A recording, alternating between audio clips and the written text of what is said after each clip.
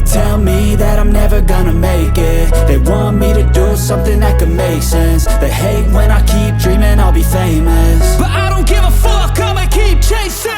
I got all this potential that's deep inside of me, but they hate when you're successful cause they try to be. They sit there being judgmental because you're trying things, and they just want you to settle and do the right thing. So get a good job, don't slack off. Wake up every morning, make a good impression on your boss. Don't do anything that I wouldn't do, and when you're making money, make sure you don't spend it too soon.